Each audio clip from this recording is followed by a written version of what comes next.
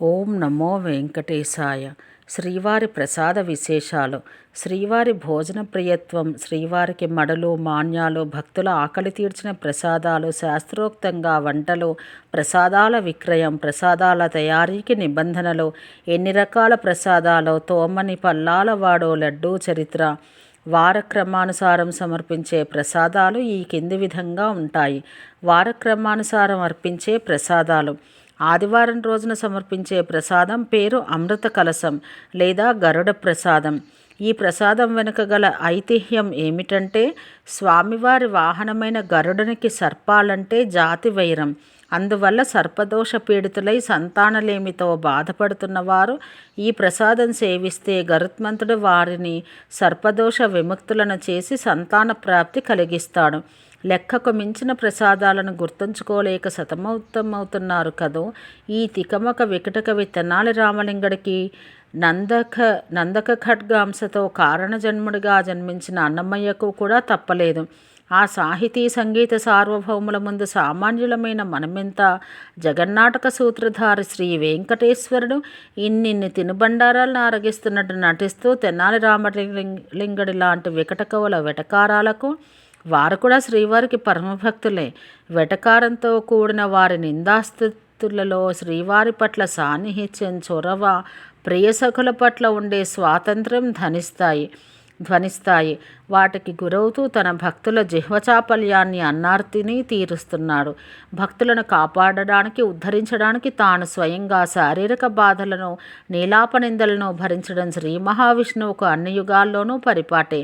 గర్భాలయంలోని ఇతర ఉత్సవమూర్తులకు కూడా మధ్యాహ్న సాయం సమయాల్లో 4 రకాల అన్నప్రసాదాలు, 4 రకాల పన్యారాలు, పంచకయజ్ఞాయం నివేదిస్తారు. ప్రత్యేక సందర్భాల్లో అంటే 3 రోజుల పవిత్రోత్సవాలు, 9 రోజుల బ్రహ్మోత్సవాలు, 3 రోజుల జ్యేష్ఠాభిషేకం, ఉగాది, శ్రీరామనవమి, దీపావళి, ఆస్థాన సందర్భాల్లో ఈ ప్రసాదాల పరిమాణం రెట్టింపవుతుంది. తోమని పల్లాలవాడు. అన్నమాచార్యుని వేడుకొందామా తోమని పల్లాలవాడే అనే కీర్తన మనకు సుపరిచితం. శ్రీనివాసుని ఈ విధంగా ఎందుకు కీర్తించారంటే, స్వామి ఒకసారి ఆరగించిన పల్లాన్ని తోమి మరలా వాడకుండా పారవేస్తారు. తదుపరి భోజనానికి మళ్ళీ కొత్త పళ్ళెం ఉపయోగిస్తారు. ఆ తోమని పల్లాలే పగిలిన మట్టి కుండలు. వీటిలో ఉంచే నైవేద్యమే ఓడు ప్రసాదం. కుమ్మరి భీమన్న అనే మహాభక్తుని గుర్తుగా తరతరాల నుండి వస్తున్న ఈ సాంప్రదాయం వెనుక ఉన్న ఐతిహ్యాన్ని మరొక చోట వివరించడమైంది. అపార కరుణామయుడైన వెంకటేశుడు తాను మాత్రం పగిలిన మట్టి కుండలో భుజిస్తూ తిండి మెండయ్య అనిపించుకుంటూ భక్తకోటికి పంచభక్ష పరమాన్నాలు అందిస్తున్నాడు. లడ్డూ చరిత్ర. లెక్కకు మిక్కిలి ప్రసాదాలున్న దేనికి లేని ఖ్యాతి తిరుపతి లడ్డూ సంపాదించుకుంది.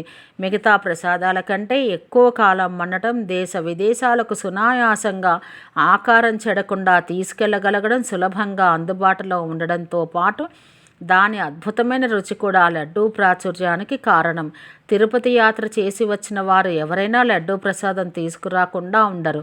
శ్రీవారి ప్రసాదం అంటే ఎవరికైనా టక్కున గుర్తొచ్చేది లడ్డూయే. దాదాపు ఆలయ పరిసర ప్రాంతమంతా నోరూరిస్తూ తెయ్యటి కమ్మని ఘుమఘుమలాడే స్వచ్ఛమైన నేతి సువాసనలో లడ్డూల నుంచి వచ్చినవే. ఎవరన్ని రకాలుగా ప్రయత్నించినా తిరుపతి లడ్డూ రుచి మాత్రం దేనికి రాదుగాక రాదు. ఎందుకంటే చక్కెర మోమకల తల్లి అయిన అలువేలు మంగ యొక్క పతిదేవుని ఎంగిలి ఇతరత్రా చేసిన లడ్డూలకు తగలకపోవడమే దీనికి కారణమేమో. అంతేకాక 80 ఏళ్లకు పైగా ఒకే పద్ధతిలో అదే పాళ్లలో లక్షల కొద్దీ లడ్డూలు నిరంతరాయంగా శ్రీవారి పట్ల అచంచల భక్తితో తయారు చేస్తూ ఉండడం వల్ల పోటు బ్రాహ్మణులు ఈ విలక్షణము నిత్య నూతనము అయిన లడ్డూ తయారీలో అత్యంత నైపుణ్యాన్ని సంపాదిస్తారు. తిరుమల లడ్డూకు తిరుమల తిరుపతి దేవస్థానం 2009లో పేటెంట్ హక్కు సాధించుకొని జాబితాలో చేర్చింది. విక్రయాలు మొదలయ్యాయి. ఒకప్పుడు వాడే కట్టెల పొయ్యి స్థానంలో నేడు ఆవిరి పొయ్యిలు వాడుతున్నారు.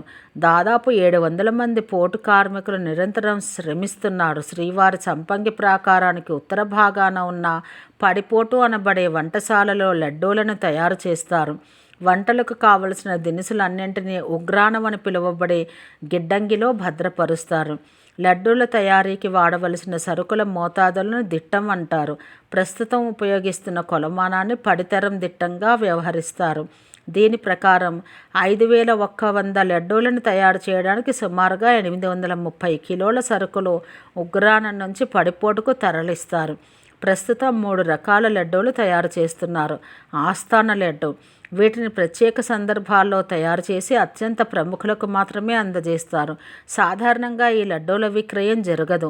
వీటి తయారీలో అధిక మొత్తంలో నెయ్యి మరియు ముంతమామిడి పప్పు వంటి ప్రత్యేక దినుసులను ఉపయోగిస్తారు.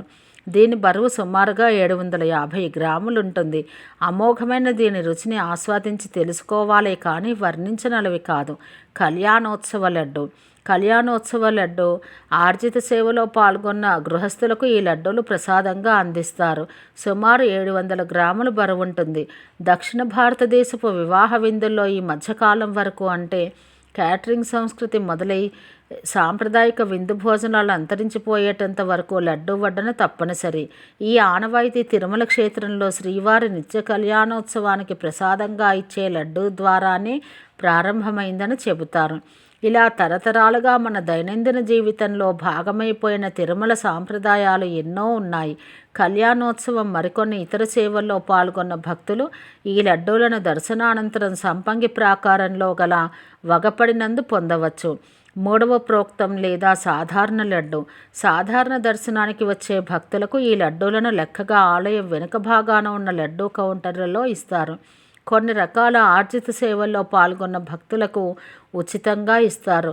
175 గ్రాముల లడ్డూలన్నింటిలోకి అత్యంత ప్రాచుర్యంలోకి వచ్చింది ఇది. ఇవి కాకుండా భక్తులకు దర్శనానంతరం ఉచిత ప్రసాదంగా ఒక్కోసారి బుల్లి లడ్డూలను కూడా అందిస్తారు. 51 వస్తువుల్ని ఒక పడిగా వ్యవహరిస్తారు. ఒక పడి చిన్న లడ్డూలను తయారు చేయడానికి కావలసిన పదార్థాలు: శనగపిండి, నెయ్యి, పంచదార, జీడిపప్పు, ఎండు ద్రాక్ష, కలకండ, యాలకులు. అది శ్రీవారికి భక్తులందరికీ అత్యంత ప్రీతికరమైన ఖండాంతరాల ఖ్యాతిగాంచిన తిరుపతి లడ్డు కథ కమామిషు.